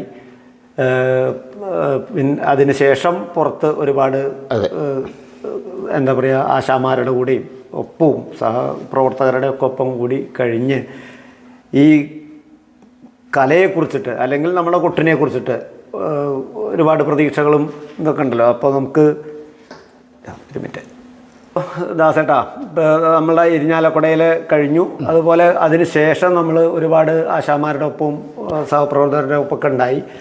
അതിനുശേഷം ദാസേട്ടൻ ഒരു ഐഡൻറ്റിറ്റി എന്നുള്ള നിലയ്ക്ക് നമ്മൾ കണ്ണൂർ പറശ്ശിനിക്കടവിൽ കുറേ കാലം ജോലി ചെയ്തു. അവിടുന്ന് 2021 റിട്ടയർ ചെയ്തു എന്ന് പറഞ്ഞു. അതിനുശേഷം ഇപ്പോൾ സ്വസ്ഥം അല്ലെങ്കിൽ നമ്മൾ വീണ്ടും കലയോടുള്ള താല്പര്യം കാരണം കലയിലൊക്കെ പോകുന്നുണ്ട്. അപ്പോൾ ഈ കലയോടുള്ള അങ്ങയുടെ പ്രതീക്ഷ, അതിനുശേഷം ഇപ്പോൾ നമ്മൾ ഇതിൻ്റെ മുമ്പേ സംസാരിച്ച പോലെ തന്നെ കലയിലുള്ള പ്രതീക്ഷ, ഇനി വരും കാലങ്ങളിലുള്ള അങ്ങയുടെ പ്രതീക്ഷ, അതുപോലെ തന്നെ ഒരു 50 കൊല്ലം മുമ്പേ നമ്മൾ കണ്ട ആ കഥകളിയും അല്ലെങ്കിൽ കലയും അന്നത്തെ സാഹചര്യങ്ങളാണ് ഞാൻ പറയുന്നത്. സാമൂഹികമായിട്ടും കലാകാരന്മാർക്കുള്ള അതിനെക്കാട്ടിലും അധികം ഒരു വളർച്ച ഇപ്പോൾ ഈ 50 കൊല്ലത്തിന് ശേഷം നമ്മുടെ കലയ്ക്ക് ഉണ്ടെന്നാണ് ഇപ്പോൾ അതിൻ്റെ ഒരു കാര്യങ്ങളും ഒക്കെ കൂടി വളർച്ച ധാരാളം ഉണ്ടായിട്ടുണ്ട്. ഇപ്പോൾ ഒരു ഈ 50-60 കൊല്ലത്തെ മുമ്പത്തുള്ള കാലമല്ല ഇന്ന്. മാറ്റങ്ങൾ അനവധി വന്നു എന്ന് ഞാൻ നേരത്തെ പറഞ്ഞു. അതെ, അത് ഇനിയും എൻ്റെ മനസ്സിൽ ഉദ്ദേശം അല്ലെങ്കിൽ ഞാൻ വിചാരിക്കണത് എന്താ, ഇനിയും ഇതിന്ന് മാറ്റങ്ങൾ വരാൻ ചാൻസ് ഉണ്ട്.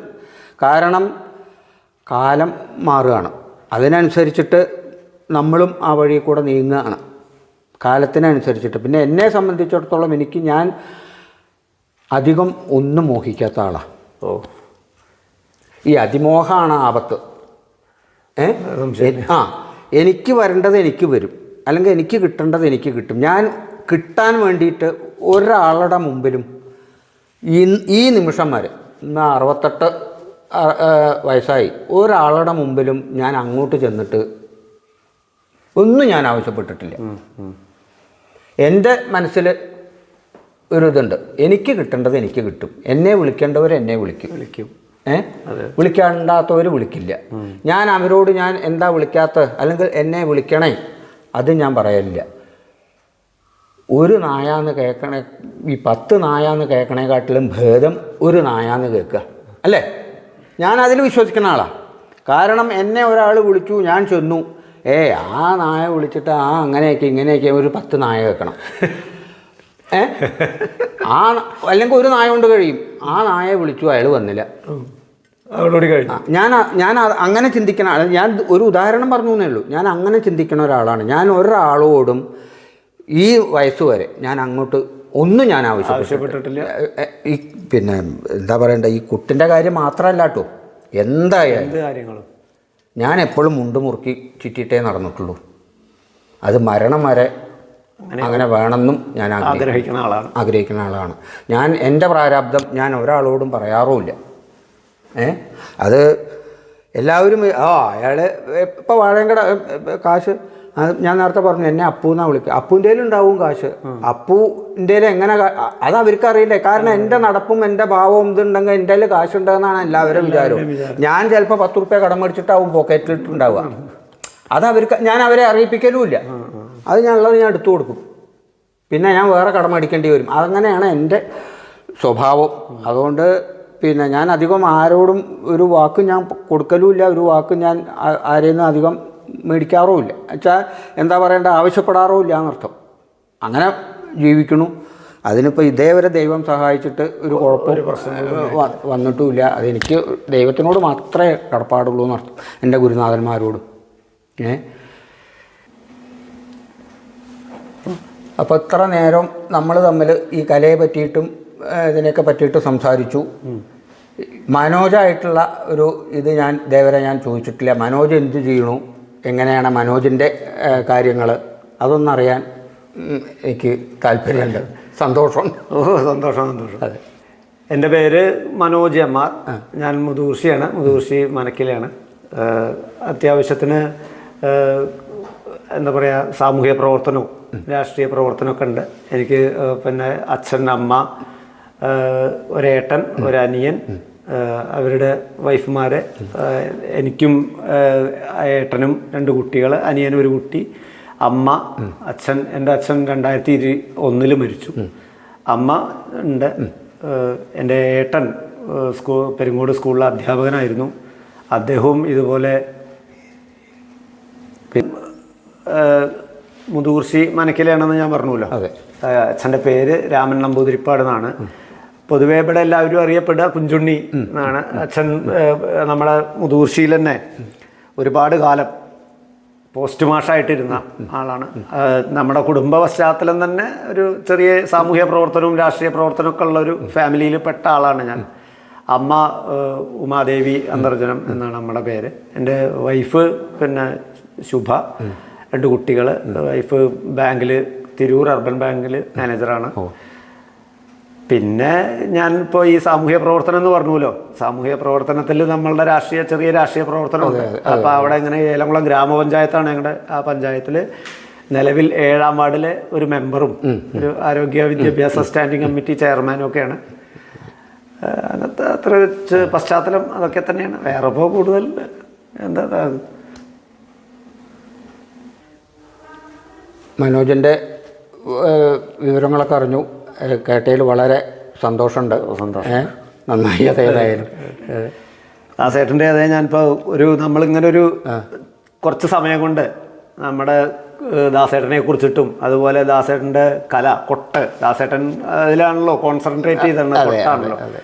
കൊട്ടിൽ അതുപോലെ ദാസേട്ടൻ്റെ അല്ല, ദാസേട്ടൻ്റെ കൊട്ടും അതിനെക്കാട്ടിലും അധികം ദാസേട്ടൻ്റെ പഠിച്ച സ്ഥാപനങ്ങൾ, അതുപോലെ ആശാമാർ, ദാസേട്ടൻ വർക്ക് ചെയ്താന്ന് വെച്ചാൽ ഒപ്പമുള്ള സഹപ്രവർത്തകർ, അങ്ങനെ ഒരുപാട് കാര്യങ്ങൾ അവരെ കുറിച്ചിട്ടും ഈ കൊട്ടിനെ കുറിച്ചിട്ടും പഴയ കൊട്ടിൽ വന്ന കാലാനുസൃതമായി വന്ന മാറ്റങ്ങൾ, ഇനി വരാൻ പോകുന്ന മാറ്റങ്ങൾ, അതിനെക്കുറിച്ചിട്ടൊക്കെ എല്ലാ കാര്യങ്ങളെക്കുറിച്ചിട്ടും, അതുപോലെ തന്നെ ദാസേട്ടൻ്റെ കുടുംബം, പശ്ചാത്തലം, ജീവിതം, വാഴയങ്കടയിൽ നിന്ന് ജനനം, അവിടെയാണെങ്കിൽ പോലും താമസവും അതുപോലെ തന്നെ ജോലിയും ഒരുപാട് സ്ഥലങ്ങളിൽ വർക്ക് ചെയ്തതും എല്ലാ കാര്യങ്ങളെക്കുറിച്ചും അറിയാൻ കഴിഞ്ഞതിലും ഈ സമയം കൊണ്ട് തന്നതിലും അറിയാൻ കഴിഞ്ഞതിലൊക്കെ വളരെ സന്തോഷമുണ്ട്. എന്തായാലും വരും കാലങ്ങളിലും ദാസേട്ടന് ഒരുപാട് പ്രോഗ്രാമുകളിലും ഇതിലൊക്കെ പങ്കെടുക്കാൻ കഴിയട്ടെ, ഒരുപാട് പുരസ്കാരങ്ങൾ നേടാൻ കഴിയട്ടെ. എല്ലാവിധ ആശംസകളും നേരുന്നു. സന്തോഷം. എല്ലാവരും ഗുരുകാരുണ്യവും ഈശ്വരാനുഗ്രഹവും ഉണ്ടാവട്ടെ എന്ന് ഉണ്ടാവട്ടെ.